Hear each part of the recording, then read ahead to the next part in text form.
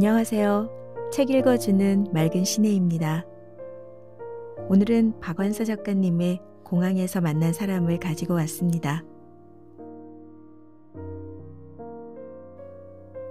나는 커피 맛도 잘 모르고 커피 생각이 간절했던 것도 아닌데 굳이 조용한 국내선 대합실을 놔두고 국제선으로 향한다. 국제선을 기다리는 무대수 아줌마. 쌍놈의 배치를 외치는 무대수 아줌마는 내가 미 8군 PX 점원으로 일할 때 그때 그곳의 청소부였다. 공항에서 무대수 아줌마를 만난 것은 우연이었을까? 무대수 아줌마의 지난 날을 기억해 보았다.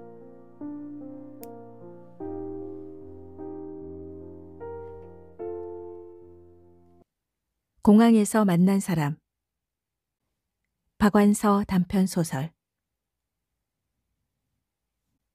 어깨에 맨 여행백은 자그마한 것이었지만 돌 하루방이 몇 개 들어있어서 몸이 비뚤어질 만큼 무거웠다. 게다가 한 건들이 제주 밀감 상자를 양손에 하나씩 들고 있었다.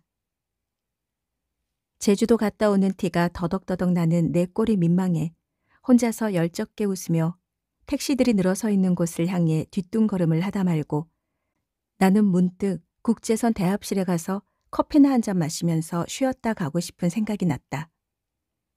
쉬기만 할 양이면 국내선 대합실 쪽이 한결 조용했고 커피 맛이 국제선 쪽보다 못할 리도 없건만 나는 굳이 그러고 싶었다. 실상 나는 커피 맛도 잘 모르거니와 벼랑간 커피 생각이 간절했던 것도 아니다. 하루하루의 답답증을 주체 못해 한번 한껏 멀리 벗어나 보자고 벼르고 별러서 다녀오는 이 나라 끝간데가 실은 엎어지면 코닿는 데였다. 새로운 답답증만 얻어가지고 돌아오는 셈이었다. 이런 답답한 마음은 밖으로 열린 이 나라 유일의 창구멍이라도 기웃거리며 정말 먼 곳의 콧김이라도 쐬고 싶게 했다. 나는 나에게 주렁주렁 매달린 짐의 무게 때문에 아직도 몸의 균형을 잡지 못하고 있었으므로 불안해서 에스컬레이터도 못하고 낑낑거리며 계단을 걸어올랐다. 커피숍을 찾을 것도 없이 우선 공항 대합실 빈 의자에 짐부터 내려놓고 나도 앉았다. 내가 앉은 곳에선 출국하는 사람들이 배웅 나온 사람들과 마지막 인사를 나누고 나서 공항 직원한테 여권을 보이고 나가는 출구가 곧바로 바로 보였다. 이름 있는 건설회사 마크가 붙은 청색 작업복을 입은 기능공들과 그들의 가족들로 출구 근처는 장바닥처럼 무지수하게 붐비고 있었다. 그런 북새통에도 납을 밀치고 저희들끼리만 단합해서 기념 촬영을 하는 극성스러운 가족도 있었다.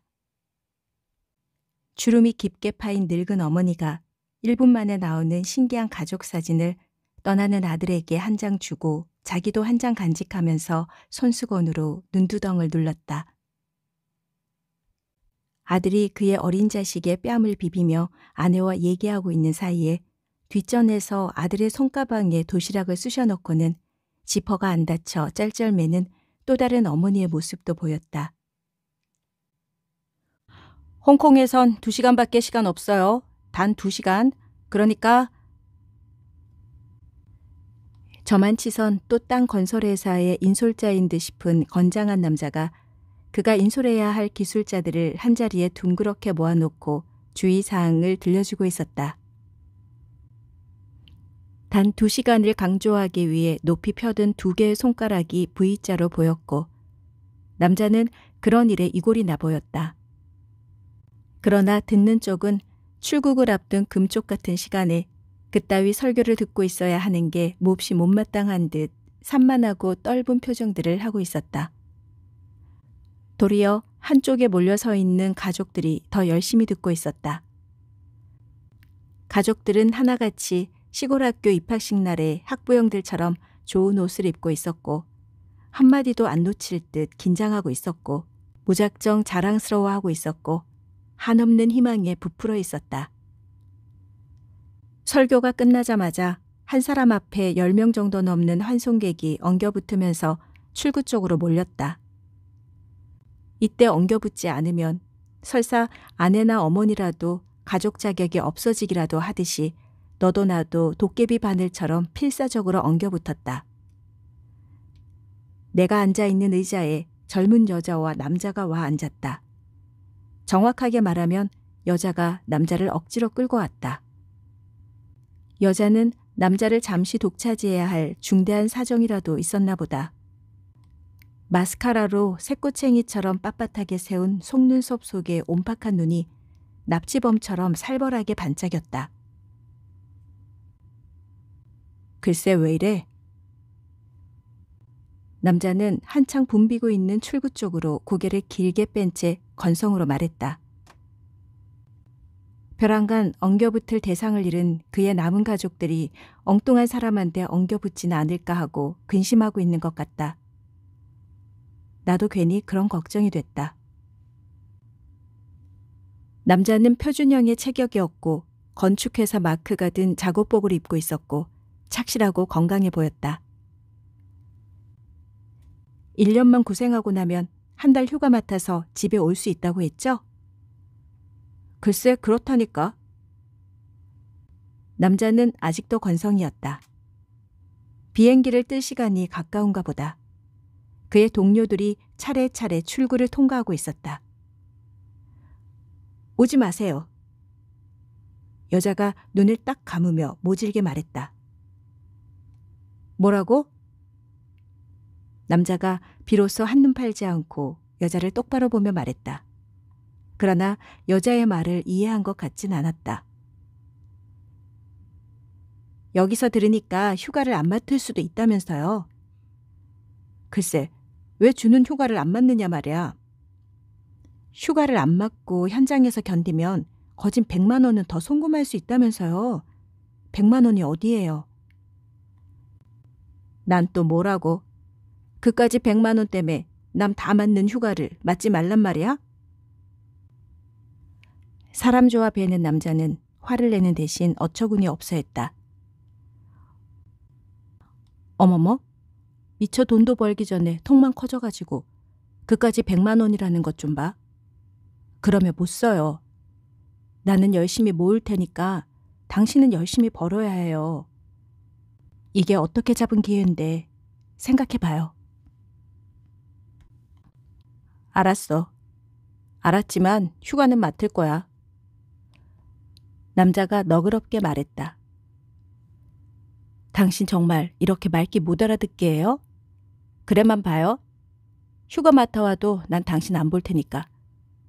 내 몸에 털끝 하나도 못 건드리게 할 테니까. 방 문턱도 못 넘게 대문 밖에서 내쫓아버릴 테니까. 여자가 입술을 물면서 숫제 협박조로 나왔다. 아이고 아이고 여기 신사임당 또 하나 났네. 남자가 농으로 받았다. 사임당의 일화 중에 그와 비슷한 얘기가 있는 것도 같았으나 여자의 악바리 같은 얼굴과 짙은 화장과 포도송이처럼 짧고 고슬고슬한 머리 때문에 그 비유는 썩 엉뚱하게 들렸다. 나는 폭소가 터질 것 같아 어금니를 물었다. 낸들 오죽해서 이러겠어. 이게 어떻게 잡은 기회야. 고생하는 김에 좀 더 해가지고 우리도 남과 같이 살아봐야 할 게 아니야. 여자의 목소리가 떨렸다. 그러더니 급히 손수건을 꺼내 검고 진한 눈물을 닦아냈다. 남자가 말없이 여자를 포옹하고 싶은 몸짓을 했다. 그러나 평균치의 한국 남자답게 그것은 몸짓으로 끝났다. 마치 키스신에 커트당한 텔레비전의 외화 프로를 볼 때처럼 나는 그게 애석했다. 야 아들이 여기서 뭐하고 있어? 어머니인 듯 싶은 노파가 그들 앞에 나타났다. 먼 길 떠나는 사람 뭘 좀 인매를 해서 보낼 생각은 안 하고 그저 울고 짜긴. 노파가 못마땅한 듯 며느리한테 눈을 흘겼다. 그리고 팔뚝만큼이나 탐스럽게만 시커먼 김밥을 아들의 입에 쑤셔 넣었다. 남자는 그걸 한 입만 베물고 노파한테 도로 주었다. 출구 쪽에서 뭘 우물대고 있느냐고 고함치는 소리가 났다. 남자가 서둘러 출구 쪽으로 달려갔다. 까만 수첩을 꺼내 보이고 나서 아내와 어머니가 있는 곳을 향해 손을 흔들더니 나가버렸다. 기술자들이 떠나고 배웅 나온 그들의 가족들도 하나둘 사라지고 나자 공항 대합실의 분위기도 바뀌었다. 피부색이 우리와 다른 사람들과 색깔과 이목구비는 멀쩡한 우리나라 사람인데도 우리말로 말을 시키면 알아들을 것 같지 않게 생긴 사람들이 판을 치기 시작했다.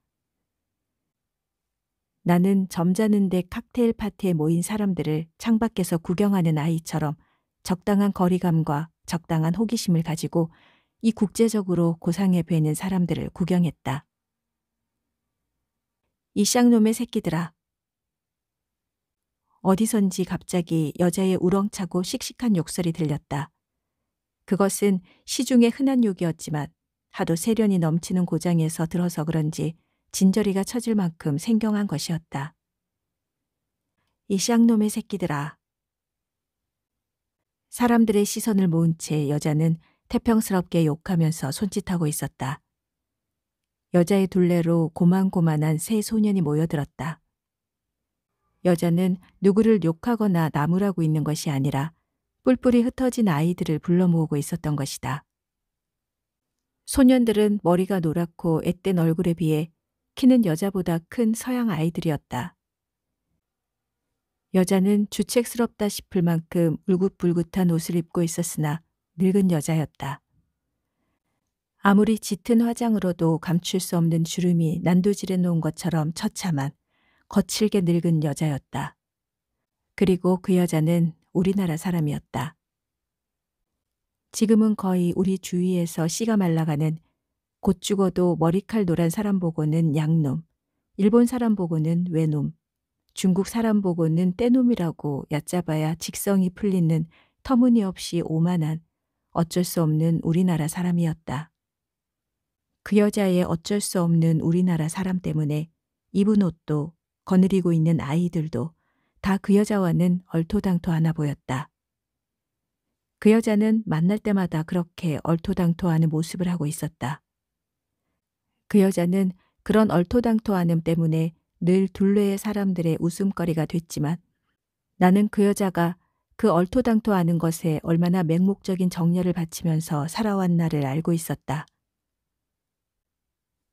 나는 그 여자에게 아른 척하기 위해 나의 짐을 놓아둔 채 그 여자가 있는 곳으로 다가갔다. 무대소 아줌마 아니세요? 아, 아니, 이게 누구야? 미시바가냐?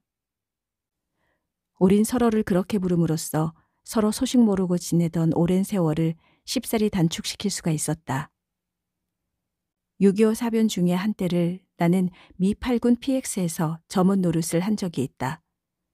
무대소 아줌마는 그때 그곳의 청소부였다.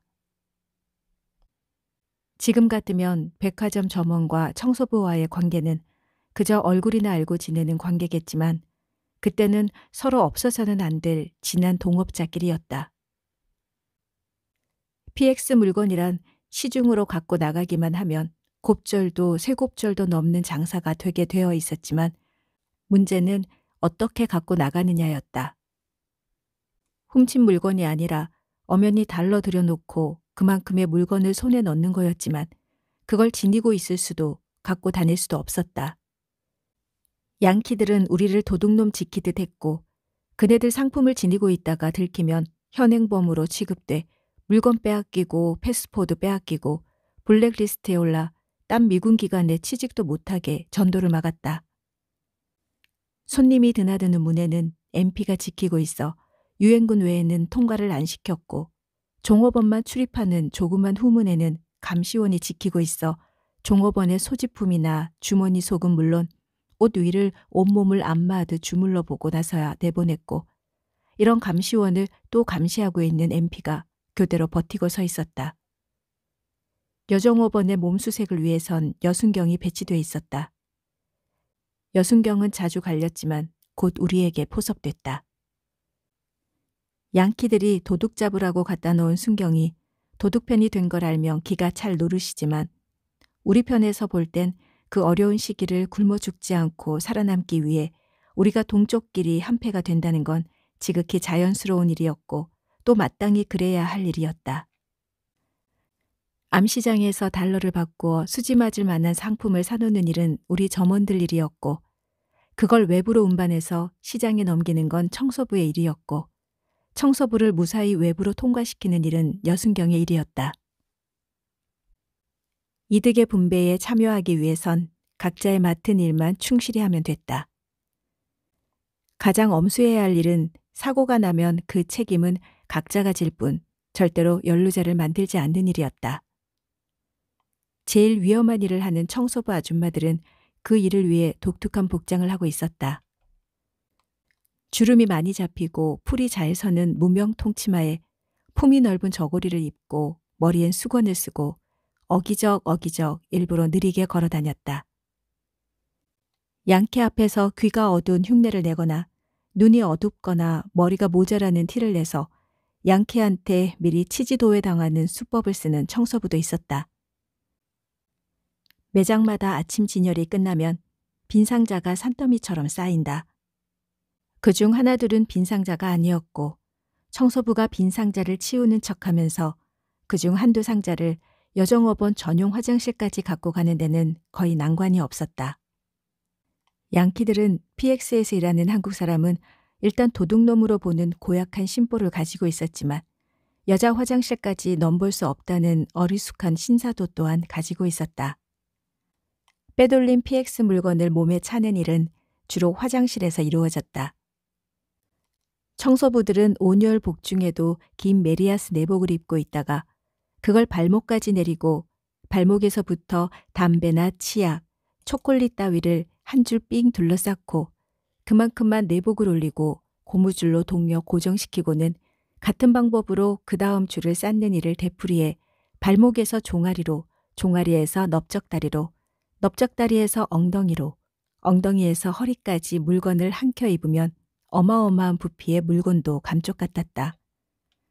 껌이나 면도날같이 얇은 물건은 같은 방법으로 상체에 입혔다. 이렇게 온몸에 미제 물건을 갑옷처럼 입고 나서 허름하고 넉넉한 치마 저고리를 입고 빗자루를 들고 서성대다가 점심시간만 됐다 하면 밖으로 나갈 수가 있었다. 출입문엔 MP가 지키고 있었지만 MP 하나 허수아비 만드는 건 문제도 아니었다. 여순경은 혹시 나중에 돌아올 분배에 속을까봐 몸 안의 물건의 부피를 정확하게 파악하려고 MP가 보기에도 너무한다 싶게 몸을 샅샅이 주물러 보았고 그럴 때마다 청소부는 까르르 간지럼까지 탔다. 간지럼은 순전히 청소부의 쇼였다. 만약 이런 쇼에 능하지 못하고 어색하게 굴면 단박 MP가 의심하게 되고 MP가 의심하는 눈치만 보이면 여순경은 잽싸게 MP 편에 붙어야 하는 게 출입문의 비정한 생리였다. 모든 것은 그날의 운수소관이었다. PX에 취직했다 하면 아무리 막일꾼이라도 곧 일확천금을 할 것처럼 외부에서 날았지만 그런 달콤한 기대보다는 하루살이 신세를 각오하고 들어오는 게 편했다. 매일같이 무슨 트집이든지 잡혀 사람이 쫓겨나고 또 새로운 사람이 들어왔다. 껌 한 통 갖고 나오다 걸려도 시계를 한 죽 차고 나오다 걸려도 걸렸다 하며 모가지 달아나긴 마찬가지니 이왕이면 크게 먹다가 걸리든지 한미천 잡든지 해보지 않는 배짱은 너도 나도 있었지만 그게 그렇게 뜻대로 되는 게 아니었다. 배짱이 좋아 하루살이 신세가 됐는지 하루살이 신세기 때문에 그런 배짱이 생기는지 아무튼 그 시절에 우리의 삶을 지배하고 있던 의식은 PX라는 특수한 고장 아니더라도 하루살이스러운 것이었다. 무대소 아줌마는 남들의 이런 하루살이스러운 처세에 아랑곳 없이 가장 오래 붙어 있으면서 가장 일 잘하는 청소부였다. 그렇다고 그녀가 남 다하는 그 아슬아슬하고도 꿀맛 같은 돈벌이를 외면하고 온종일 쓰레질이나 하다 한 달 되면 월급 타는 것으로 만족하는 모범 청소부였던 것은 아니다. 그녀야말로 한 몸에 가장 많은 물건을 감쪽같이 숨길 수 있는 초능력자였다. 남보다 곱절이 넘는 물건을 차고도 좀 더 차지 못해 걸근거렸다. 한없는 신축성을 가진 고무주머니처럼 그녀의 몸엔 물건이 한없이 들어갔고 욕심 또한 한이 없었다.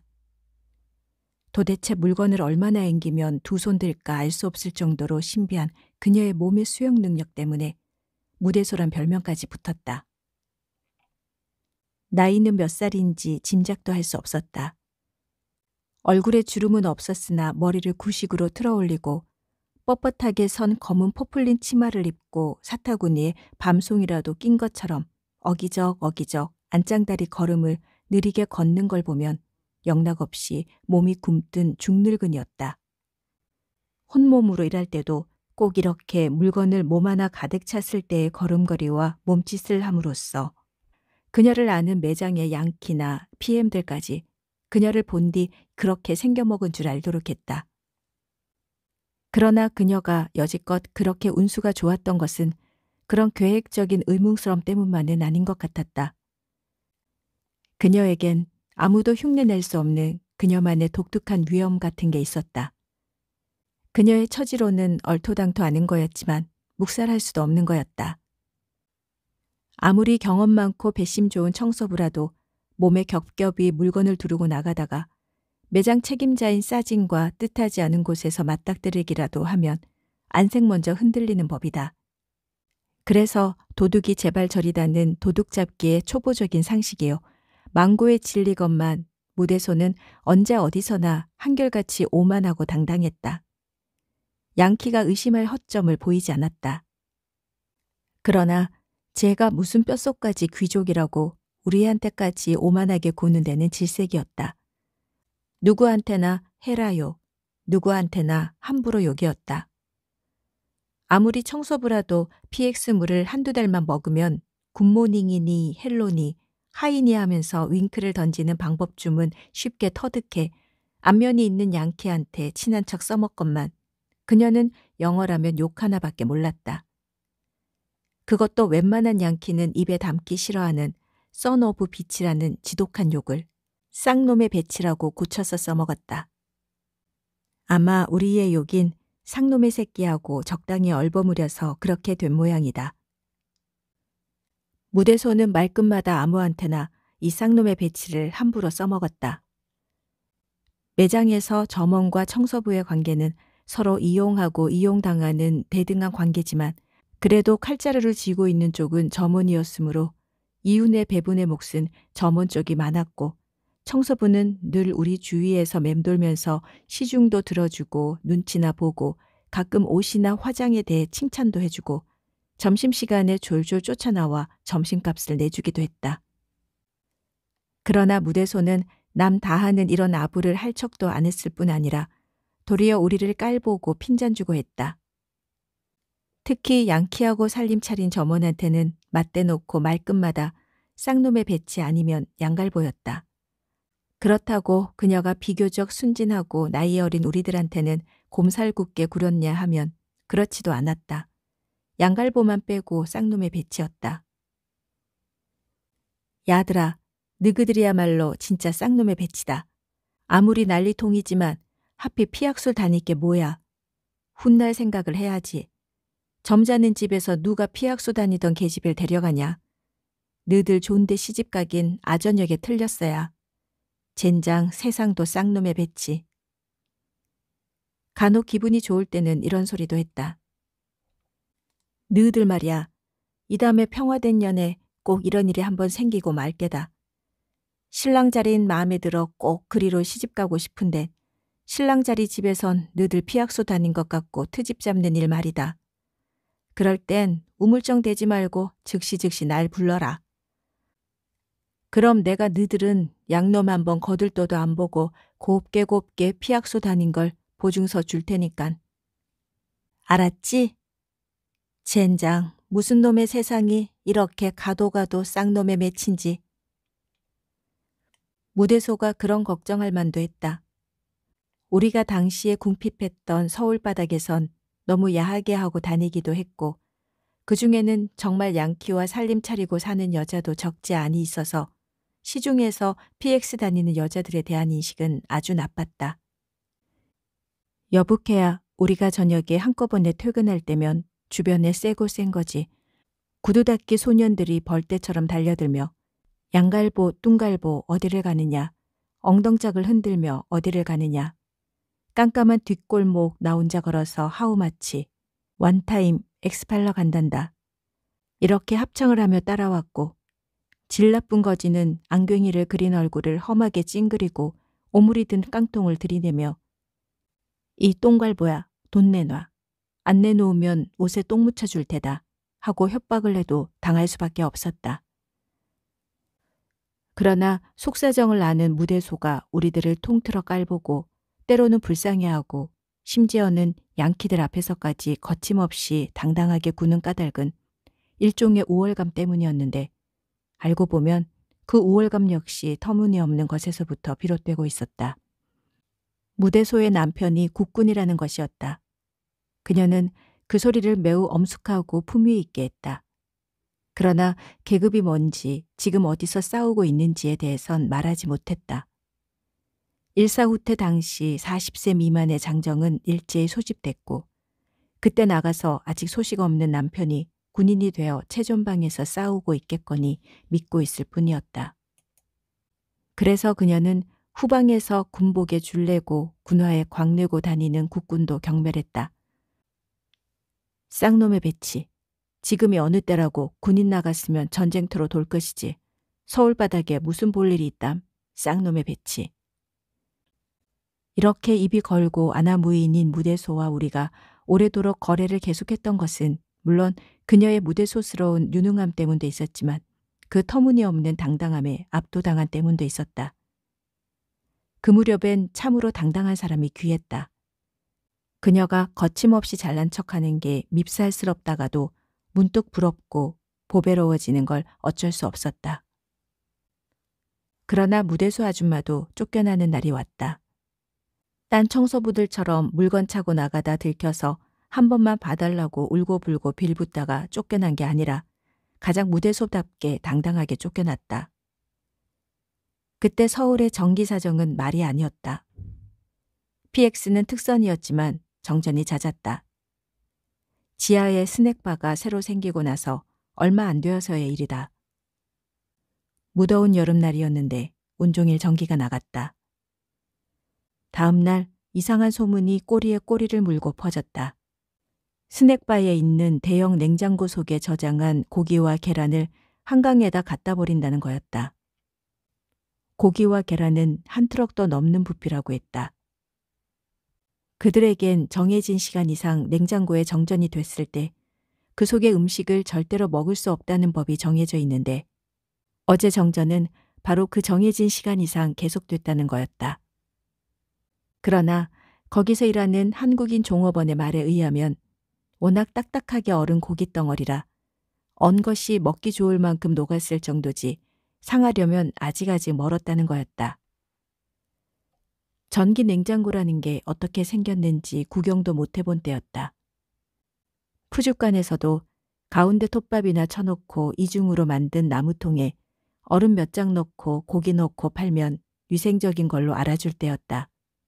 그리고 미군 부대에서 흘러나온 음식 찌꺼기를 모아서 한 대 넣고 끓인 꿀꿀이죽이 서울 사람의 최고의 영양식이었던 때였다. 저희가 못 먹을 거면 우리한테 선심이 났으면 어때서 그걸 실어다가 한강물에 던질 게 뭐냐 말이다. 아무리 배부른 족속이기로서니 하늘 무서운 줄 알아야지. 세상에 벼락을 맞을 짓을 해도 분수가 있지. 우리 한국 사람들은 여기저기서 수군대며 칼길이 칼을 갈듯이 양키들에 대한 우리의 저기를 서로 확인하고 맞비비고 나를 세웠다. 그러나 그들은 아무도 그들 앞에 세우지 못했다. 그들의 확고한 원리 원칙에다 대면 우리의 날이란 게 얼마나 얼토당토 않다는 걸 알고 있었기 때문이다. 스낵바에서 일하면서 양키 책임자한테 신임도 얻고 친하게도 지내는 한국 종업원 하나가 한강에 버릴 고기 중에서 집에서 기르는 개에게 주게 한 덩이만 달라고 해본 것이 고작이었다. 개의 생명도 사람의 생명과 마찬가지로 존중되어야 하거늘 어찌 사람이 못 먹도록 상한 걸 개에게 줄 수 있다고 생각하느냐고 면박만 당한 건 물론이다. 고기를 집에 있는 개 주고 싶단 말도 거짓말이었지만 그때 우리는 양키들이란 우리가 상상도 못하게 위생적이라는 것은 가장 사람을 위하는 것 같지만 실은 가장 비인간적인 것하고 통하는 것이라는 것 때문에 충격받고 혼란을 겪고 했지만 감히 그걸 내색하지 못하고 드립다 욕만 했다. 만일 그들이 우리에게 고기와 계란을 베풀었어도 우린 그들을 욕했을 것이다. 지네들 못 먹을 걸 우리 먹으라고? 먹고 죽나 배탈 나나 실험해 보려고? 그렇지만 죽지도 배탈도 안 날걸. 우리 뱃속은 적어도 고춧가루로 길들여진 뱃속이란 말이다.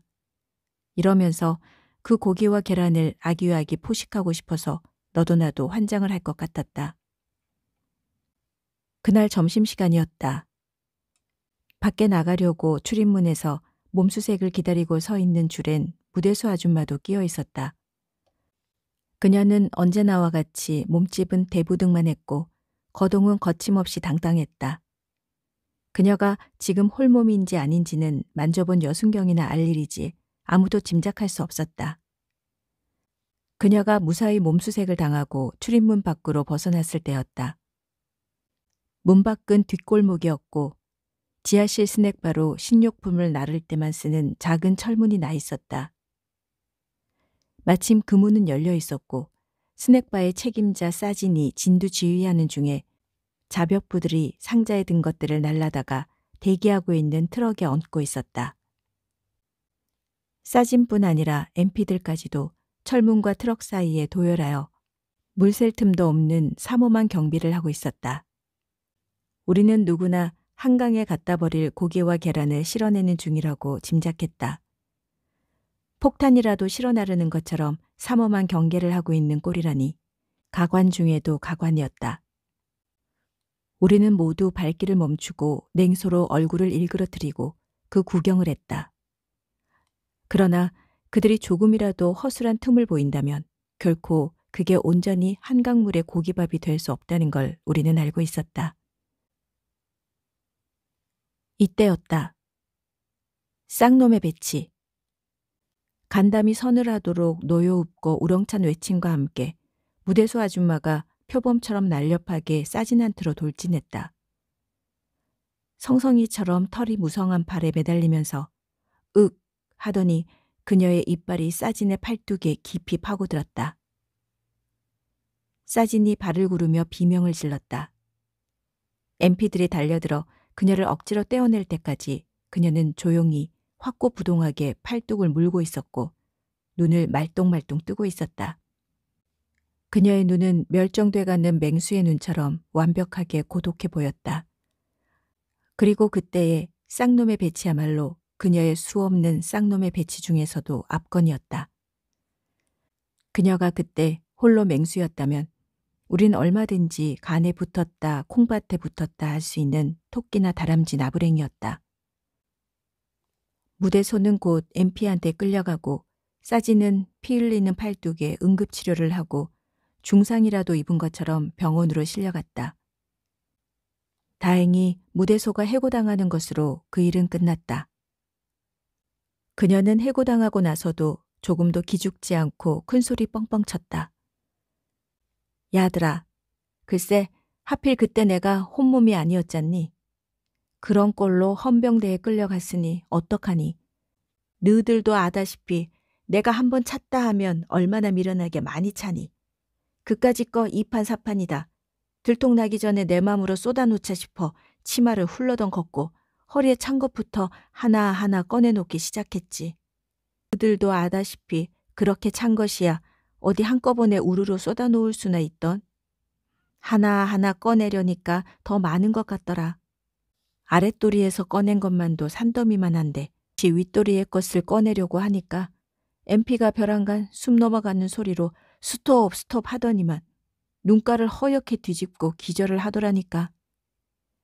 양키들이란 그저 허우대만 컸지 간땡이는 형편없이 작은 것들이라니까. 그녀는 마지막으로 이런 얼토당토하는 거짓말로 우리를 웃기고는 쫓겨났다. 그 후에 그녀가 여지껏 10식구 가까운 시집 식구를 혼자서 벌어먹여왔다는 소문을 듣고 그런 처지에 어째서 그런 얼토당토하는 반항을 할 수 있었을까 이상하게 생각하다가 곧 그녀에 대해 잊어버렸다. 곧 휴전이 되고 정부가 환도하자 나는 PX를 그만두고 결혼했다. 아마 첫애를 낳고 나서였을 것이다. 길에서 우연히 무대소 아줌마를 만났다. 그녀 쪽에서 먼저 미시박, 미시박 하면서 반가워하지 않았으면 못 알아볼 만큼 그녀는 날씬해져 있었고 옷도 몸에 맞는 정상적인 것을 입고 있었다.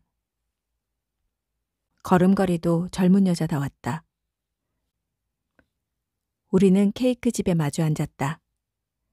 나는 거기서 처음으로 그녀가 나보다 3살밖에 더 먹지 않은 여자라는 것과 젊으나 젊은 나이에 과부가 됐다는 걸 알았다. 저런, 전사를 하셨군요. 나는 그녀가 군인 나간 남편을 얼마나 자랑스러워했던가를 생각해내며 이렇게 물었다. 전사면 좋게, 객사라니까. 굶어 죽지 않았으면 얼어 죽기밖에 더 했겠어. 그녀보다 10살이나 위인 그녀의 남편은 몸과 마음이 남달리 허약한 편이었는데 당시 제2국민병으로 소집돼 후퇴해서 국민으로 뽑히지 못하고 해산당한 사람이면 누구나 겪어야 했던 고초를 이기지 못하고 집에 돌아오기도 전에 객지에서 그렇게 되고 말았다는 것이다. 무대소 아줌마는 남편 얘기를 하면서 계속해서 눈물을 흘렸다. 사람이 아무 때 죽어도 한 번은 죽는 거. 나 그 사람이 전사만 했어도 이러지 않는다고. 지지리도 못난 사람. 그래도 전쟁 덕에 사람 노릇 좀 해보는구나 싶어 나 그 사람 군인 나갈 때 좋아서 엉덩춤을 춘 사람이라고. 그런데 그렇게 명목 없이 죽어버리다니. 나는 처음에 무대소 아줌마를 잘 못 알아본 게 그녀가 날씬해졌기 때문이 아니라 풀이 죽어있기 때문이라고 알아차렸다. 무대소가 풀이 없다는 건 고추가 맵지 않은 것과 같았다. 나는 터무니없이 오만하던 때에 그녀가 좋았으므로 세상도 좋아졌겠다. 이제부터 재미난 세월 살아도 늦지 않으니 어서 기운을 내서 재혼할 생각이 나라고 부추겼다. 기운을 냈으니까 내가 지금 이만이나 하지. 그 사람 죽은 거 알고 나서 처음엔 나도 꼭 따라 죽으려고 했다니까. 내가 이래봬도 한다면 꼭 하고 마는 성민 거 알지? 곡기라곤 미음 한 숟갈 안 마시고 빼빼로 일주일을 누워 있으려니까 아닌 게 아니라 정신이 들랑날랑 저승과 이승을 오락가락 하는데 이승보다는 저승에 가 있는 시간이 점점 더 많아지는 게 죽을 날이 가깝더구만. 하나도 무섭지도 않고 어디 아프지도 않고 마음이 그렇게 편할 수가 없는 기라. 그때 그냥 놔두면 곱게 눈 감는 건데 친정어머니가 어디서 소식을 듣고 오셔갖고 울고 불고 애걸을 하시더군. 어쩌면 어머니가 그러시는데도 살고 싶은 마음이 요만큼도 안 우러나는지 사람이 죽기 전에 먼저 목석이 되더군. 그런데 어머니가 무슨 생각을 하셨는지 부엌으로 나가셔서 밥을 지으시잖아. 이윽고 문구멍으로 뜸들이는 냄새가 솔솔솔 들어오는데 세상에 이런 일도 있어? 정신은 여전히 가물가물 손끝 하나 까딱할 수 없는데 벼랑간 뱃속에서 뭔가가 불끈 들고 일어나는 거야. 그래가지고 꼭 성난 짐승같이 요동을 치는데 당최 걷잡을 수가 있어야지. 나중 생각하니 그놈의 짐승이 아마 목숨이었나 봐. 나는 그때까지도 사람 마음하고 사람 목숨하고 같은 건 줄 알았는데 그게 아니더라니까. 마음 따로 목숨 따로야. 그래서 어머니가 해드려온 밥을 미친년처럼 퍼먹었는데 세상에 안 먹고 죽기는커녕 열이 먹다 아홉이 죽어도 모르게 맛있더라니까. 정작 죽을 뻔한 건 그때 너무 먹어 관격을 해서였으니. 그녀는 오랜만에 이렇게 나를 웃겼다. 그 후 다시 10여 년이 흘렀다. 우리 집에 놀러와서 같이 점심을 먹고 난 친구가 음식 칭찬은 안 해주고 우리 집 그릇들이 보잘것없다고 흉을 봤다. 그러고 나서 미제 물건 장수가 이태원에 사는데 그 집에 가면 탐나는 외제 그릇이 세고 셌으니 한번 구경 가보지 않겠느냐고 했다. 그때는 나도 단산도 하고 살림 형편도 좀 넉넉해졌을 때라 그런 말에 쉽게 솔깃했다. 나뿐 아니라 우리 둘레의 사람들이 거의 다 먹기 걱정을 일단 놓고 먹는 그릇 걱정을 해야 할 만큼 살림들이 자리를 잡혀갈 무렵이었다. 친구하고 같이 찾아간 그 외제 장수는 이태원에 있는 아담한 2층 집에 살면서 방마다 화장실과 부엌이 딸리게 꾸며서 미군하고 살림하는 양부인한테 빌려주어 월세 받고 또 거기서 흘러나오는 외제 물건을 사서 장사도 하면서 이중으로 짭짤한 재미를 보는 멋쟁이 과부였다. 그 집엔 참 예쁜 외제 그릇이 많기도 했다. 이것저것 다 사고 싶은 것들 뿐이었다. 뚝배기보다는 장맛을 믿어온 내 살림 솜씨가 미련하고 부끄럽게 생각됐다. 그러나 부르는 값은 엄청났다. 값을 국산하고 비교하면 생전 이런 거 못 사십니다. 질을 비교해야죠. 질을 비교할 줄 알게 되면 이게 아무리 비싸도 비싼 게 아니라는 걸 알게 되죠. 외제 장수는 얕잡는 것처럼 나에게 말했다. 이때 2층에서 많은 유리 그릇이 한꺼번에 깨지는 소리가 났다.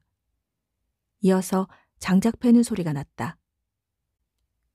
아이들이 악모구리 끓듯 우는 소리가 났다. 그리고 여자의 쌍놈의 배치, 쌍놈의 배치 하는 소리가 났다. 나는 숨을 죽였다. 아이들 우는 소리가 더 높아지고 남자의 알아들을 수 없는 낮은 소리가 계속되는 가운데 쌍놈의 배치 소리가 지겹도록 가속되고 고조됐다. 또 지랄났군. 사흘이 멀다고 저 지랄이니 창피해서. 미안합니다, 손님. 외제 장수가 상냥하게 사과를 했다.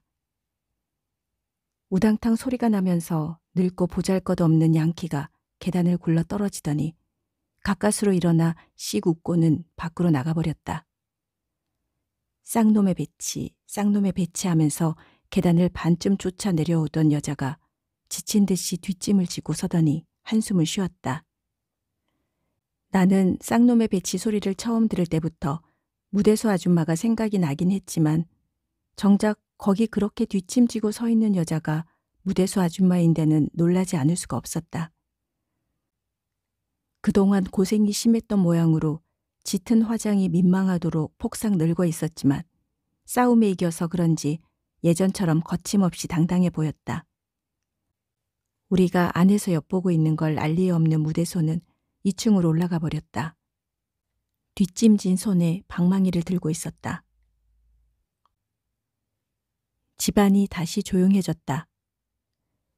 외제 장수는 자기 집에서 일어난 일에 지나치게 신경을 쓰며 묻지도 않은 말을 늘어놓았다.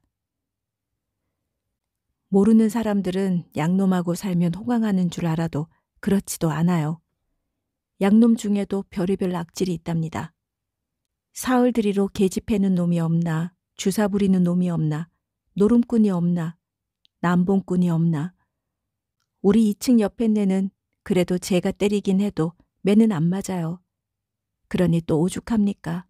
아무리 양놈 서방이기로서니 서방한테 매드는 년은 오죽해야 들겠어요. 서방이 순 거지 건달이에요. 손끝 하나 까딱 안 하고 계집 등골을 빼서 편안히 먹고 노름하고 계집제까지 하는.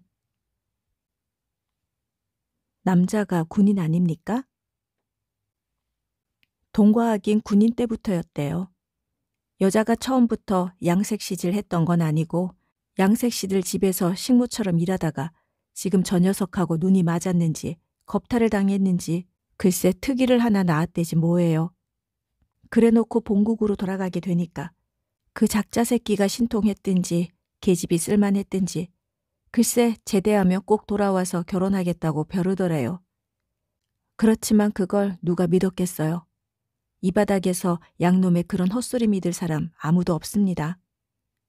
그랬는데 정말 돌아와서 저렇게 같이 살고 정식 결혼신고도 했답니다. 어수룩한 한국 여자 등을 빼 일생 놀고 먹기로 아주 작정을 하고 온 거죠. 그것도 모르고 여자가 워낙 무식해놔서 양놈하고 사는 걸 무슨 벼슬이라도 하는 줄 아는지 어찌나 거만하게 구는지 말도 못해요. 하긴 양놈하고 산다는 것만 가지고도 밥 벌어먹기는 문제 없으니 그것도 벼슬이라면 벼슬이지만 양놈하고 사는 것만 가지고도 벌어먹기 문제 없다뇨? 카미설이니 PX니 맘대로 드나들며 달러로 물건을 살 수 있으니까요. 그래도 여자가 그 짓을 워낙 너무 해먹으니까 걸려들기도 여러 번 걸려들었나 봅디다. 걸렸다가 나와서도 창피한 줄도 모르고 으스대는 꼴은 또 말도 못해요. 으스대다뇨? 어떻게요? 내가 나 먹자고 이 짓 하는 줄 아느냐. 미국 놈 먹여 살리려고 이 짓 한다. 내 놈들은 우리 3천만이 다 내 놈들 덕 본 걸로 알지만 한국 사람 덕으로 굶어 죽지 않고 사는 미국 놈도 있단 말이야. 내가 바로 미국 놈 먹여 살리는 한국인이고 내 남편은 그 미국 놈이다. 이렇게 호령을 하면서 뻐긴다는 거예요. 그렇지만 그걸 누가 믿어요? 왜 못 믿으세요? 나는 따지듯이 물었다. 그 무식한 여자가 그렇게 길고 어려운 영어를 어떻게 했겠어요? 애를 3씩이나 낳고 10년이나 넘어 사는 제 남편하고도 한다는 소리가 싸울 때는 쌍놈의 배치, 한창 좋을 때라야 I love you가 고작인걸요. 여북해야 아이들도 생긴 것만 특이지 제대로 영어 한마디 못한다니까요. 이치로 따지면 옳은 소리였다. 나는 그 말을 무대소 아줌마가 했을 것을 믿었다. 못 알아들으면 대순가. 우리말로라도 그 말을 했을 것이다. 3천만이 양키 덕을 입는 입장이거늘 그녀 혼자 그것을 거슬러 홀로 양키에게 덕을 베풀려 들다니 그것은 얼마나 고독하고 얼토당토하는 짓인가. 그렇지만 그녀라면 할 수 있었을 것이다. 나는 오래전 그녀가 얼토당토 않게도 굶주린 동포의 서름을 분풀이해야 할 책임을 홀로 걸머지기라도 한 것처럼 스낵바 싸지네 팔을 물어뜯었을 때에 그 완벽하게 고독했던 얼굴을 떠올리며 그렇게 믿었다. 그러나 거기 대해 외제 장수한테 설명하진 않았다.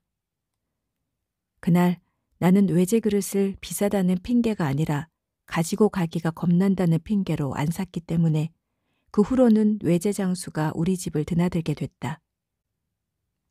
외제 그릇은 살 듯 하기만 하고 안 사고 기껏 후춧가루나 핸드로션 따위나 하나씩 샀기 때문에 외제 장수의 발걸음은 차츰 뜸해졌다.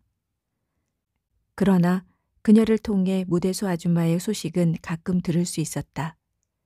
너무 싸움이 잦아 내쫓았다고 했고 그 근처로 이사해서 그럭저럭 산다고 했고 워낙 술이 과하던 늙은 양키가 어느 날 갑자기 죽어서 무대소 아줌마가 다시 과부가 됐다는 소식을 마지막으로 외제 장수는 발길을 끊었다. 그러고 이렇게 만난 것이다. 어디 가세요? 나는 시장 가다 만난 이웃집 아줌마한테 말하듯이 가볍게 물었다. 미국, 이 상놈의 새끼들을 어떡하든 사람 만들어야겠기에. 아줌마, 쌍놈의 배치는 어떡하고 자꾸 상놈의 새끼래. 나는 그 마당에 엉뚱하게도 그녀의 말을 고쳐주려고 했다. 아냐, 내가 미국만 가봐. 그까짓 혀꼬부라진 미국 욕 안 한다고. 내 나란 말로 실컷 내 나라 욕하면서 살지. 그녀는 미국 가는 목적이 실컷 욕이나 하는 데 있는 것처럼 희망찬 소리로 말했다. 나는 잠자코 고개만 끄덕였다. 발등을 밟히고도 오히려 익스큐즈 미 한다는 간사한 문명인들 사이에서의 홀로의 무서움증을 욕이라도 하지 않고는 어찌 감당할까. 아무도 알아듣지 못하는 아무에게도 전수되지 않을 고독한 욕을 유일한 미천 삼아 타국에서 고달프게 부대낄 아줌마를 위해서 나는 우리의 욕이 풍부하고 다양하다는 걸 축복스럽게 생각했다. 드디어 그녀도 새 아이를 데리고 출구를 나갔다. 그녀가 보이지 않게 되고 나서도 나는 멍하니 서 있었다. 생각해보니 그동안 참 많은 친척과 친구를 그 출구를 통해 내보냈다. 공부를 하러, 학위를 따러, 달러를 벌러, 구경을 하러, 자유의 여신상에 연정을 호소하러 가는 많은 사람들이 떠났고 나는 배웅했다. 그러나 아무리 친한 친구나 동기를 떠나보내고도 이렇게 쓸쓸했던 적은 없었던 것처럼 느꼈다.